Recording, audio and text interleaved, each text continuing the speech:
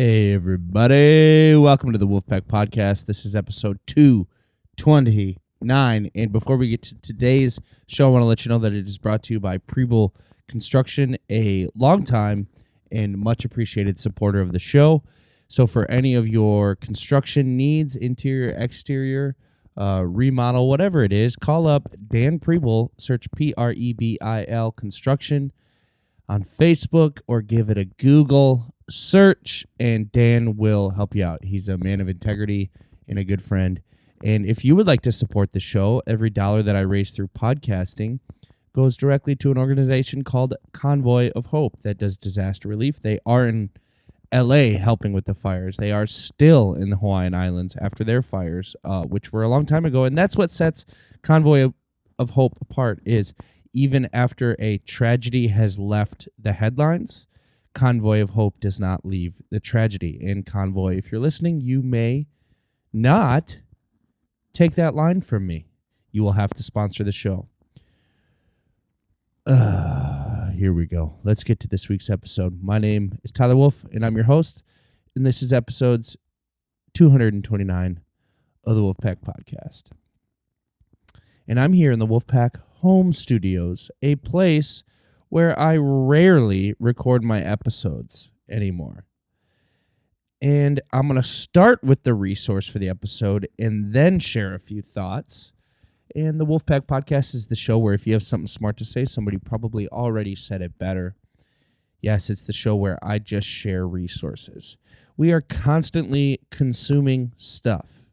Books, movies, TV shows, podcasts, YouTube videos, TikToks, Vines, Instagram Shorts, YouTube stuff. We're constant. I'm sorry, I don't mean to do the list thing. But I mean, think about it. We're just constantly consuming, and I love it. I'm here to embrace it and to share, because that's so much of what our conversations are made up of. Hey, I saw this thing. Have you seen it? Hey, this thing made me laugh. Let me show it to you. Let me send it to you. And so I hope that the Wolfe Pack Podcast is a spot where you can come and go, dude, I need a laugh. I need a new thing. I'm looking for a new book. This can be the spot where you hear from it. And today I have one resource, and it is an album. It is a piece of music. And the band is called Frodis, and the album is called And We Washed Our Weapons in the Sea. Link to that album in the description of the show. It came out in 2001. Now, I've been a Frodis fan since I was a teenager, which was 30 years ago-ish. And for some reason, I only ever really sat down and listened to Frodis's album Conglomerate International, which is amazing. And I just don't know why I never moved on to any other albums. So I'm looking the other day, and I see that they have this 2001 album called And We Washed Our Weapons in the Sea. Track 1, Red Bull of Juarez. Listen to this. Come on. Just dirty bass work. So good. It's about 10 songs of rock and roll goodness, and I hope you love it. That is the one and only resource of episode 229. Now, I just need to show a little bit of love to an activity that I hold so dear to my heart, and it is the art, the gentle art, the practice of Brazilian Jiu-Jitsu. Story. The other day, I looked at my calendar, and a few things were canceled that we're going to be filling my time, and I realized I had a pocket of time open where if I could just get people into a room, we could do 1 solid hour of grappling. And so I just put the bat call out there. I text, a dozen people to just see, and it was like couple hours notice. Hey, let's get into a room. Let's set a timer, a 5-minute timer, and with 15 seconds rest in between each round, and let's go 10 rounds. Round after round after round after round. And then let's go on home and go to work and go about our lives.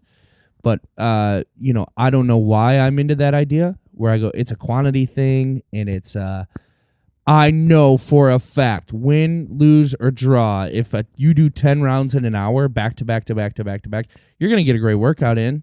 You're going to go home in pain, smiling, and I love that. So I put out the back call. It was short notice for most, but what happens is I end up in a room with 2 black belts and 1 other blue belt. I'm a blue belt. And it was just, so obviously the 2 black belts are insanely skilled. One's name was Mike Muter, and the other's name is Josh Keister. Mike's been on the podcast before, and the blue belt was named Kyle O'Brien. Obviously, he's also been on the podcast before, and he's a great dude. So obviously the 2 black belts are just crazy good. I just have, as far as winning and losing, I just have a very, very small chance of ever, winning against these guys. And then Kyle is just a beast. He's a blue belt just like me. We are peers in the sport, but he excels past me in a lot of very specific areas. And he's also just like, if we lived in a different time, he would be I don't know. He's just a warrior. He's got this killer instinct. He's very intense, very strong, in a very fun role to test your jiu-jitsu against, because he doesn't take it easy on you. Until he does take it easy on you. And then when you do well, you go, oh, he was taking it easy on me. Anyways, I set up this get-together. You know what I mean? I'd like to win a round or 2. And I'm going, and I'm like 5-6 rounds in, and I haven't done a single good thing. It feels like I'm just losing, getting smashed. And jiu-jitsu people will relate with this. It was one of those days where you go, the resounding message of the moment is that I absolutely suck at jiu-jitsu. I thought I was okay. Turns out that's a lie.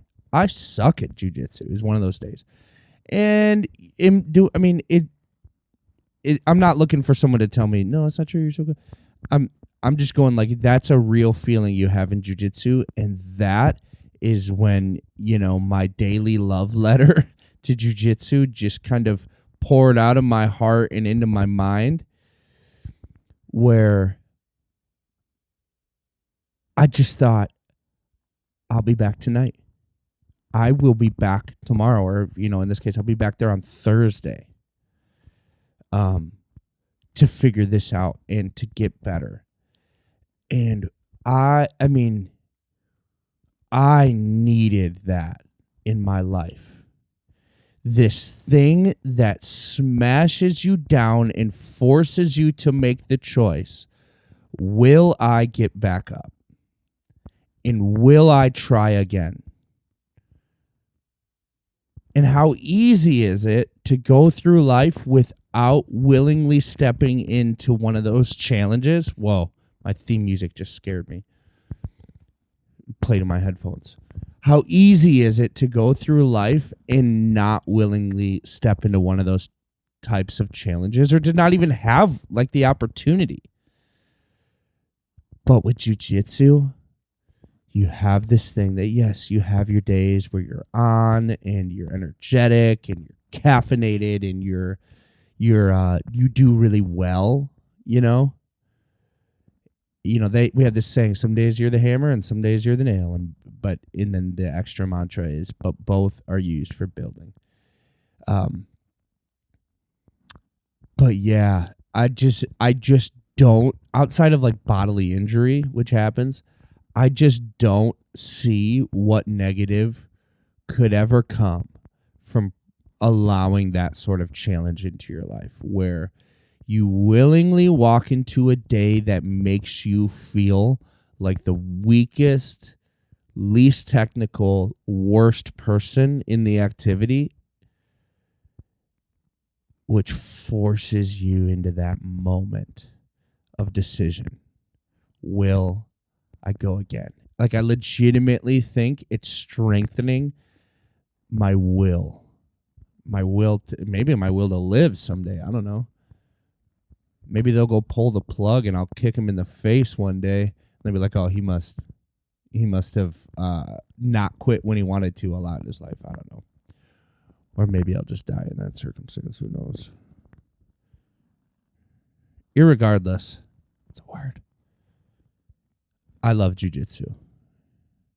And I love you. Thank you for listening. Jesus forever. Jiu-jitsu for life. Wolfe Pack Podcast out. Wolfe Pack Podcast.